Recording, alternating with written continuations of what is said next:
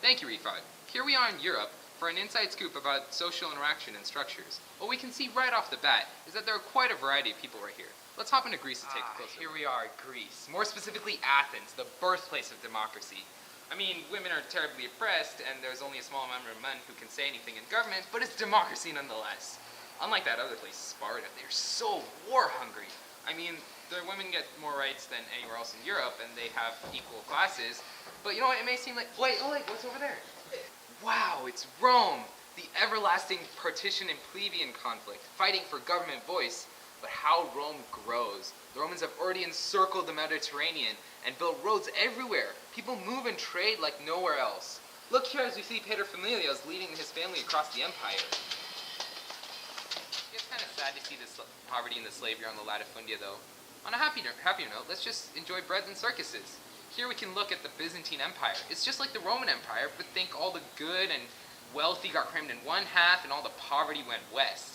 Everywhere you look is wealthy buildings, wealthy people, and wealthy goods. Oh gosh.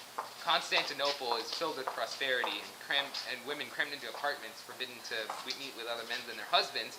But Western Europe is really crumbling. Lots of poverty here. The nomadic invasions really left this place in shacks. People are living in massive poverty. The political instability is a massive issue. Oh wait, look. Order. Looks like the monarchs are organizing society into small nations, complete with entire limited edition Western Europe lords, retainers, and serf stratification. What a comeback. I mean, look, people are finally living in urbanized cities again, with large numbers of craftsmen and their guilds. And finally, we can see that women are getting some opportunities in medieval towns. Women are part of the crafts as well. Looks like we can say that things are finally stable. Oh wait, no, never mind. Looks like there's some action there. Breaking news. It looks like everyone's caring about money now. We hear the word capitalism used a lot here in Europe. Packed in the urban cities, people all try to make the most possible money on trade.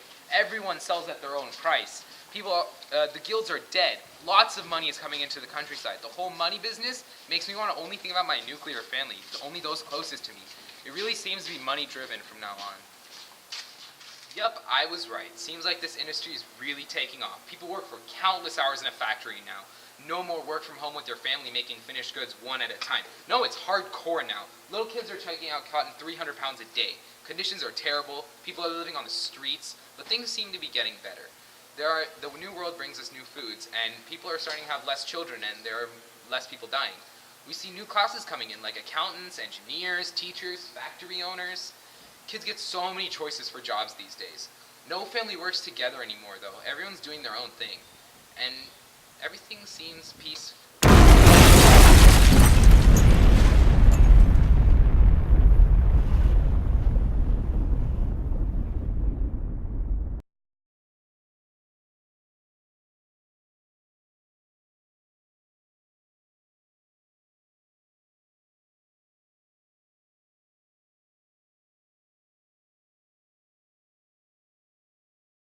Thank you, Milburn. Yes, it is a sad, sad day for everyone across the globe.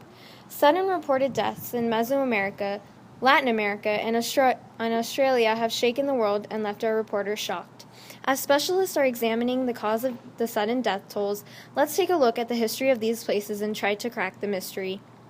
We can trace the origins of South American societies to the Olmec civilization, commonly referred to as a rubber people.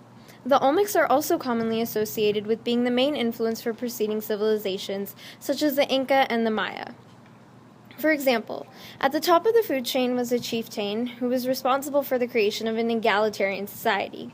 Oftentimes, during bloody wars, the chieftain oversaw the integration of his most ideal fighters. Furthermore, a primal social practice central to the Olmecs, Maya, and Inca was a form of bloodletting rituals that profoundly influenced societal ideals. Moving swiftly on to around the period of the New Worlds, the era from about the 1300s to 1500s, the Spanish Caribbean was first populated by the Taino tribes, whose ideals have influenced many societies after them as well. Administrative centers in Mexico and Peru were governed by viceroys, who were reviewed by audiencias. In the Americas, there were many mestizo societies, mulattoes, and zambos. Ultimately, the social hierarchy in the Iberian colonies consisted of peninsulares and Creoles who owned the land. Mestizos and Zambos provided labor, and slaves were at the bottom of the hierarchy. Gauchos and peasants were the lower classes that led largely autonomous and self-sufficient lives. Colonial Brazilian life revolved around the sugar mill and plantations. However, throughout most of history, Creole elites dominated independent states. Australia's social life in history has been pretty much non-existent, and they were mostly foragers, which dictated much of their lifestyle.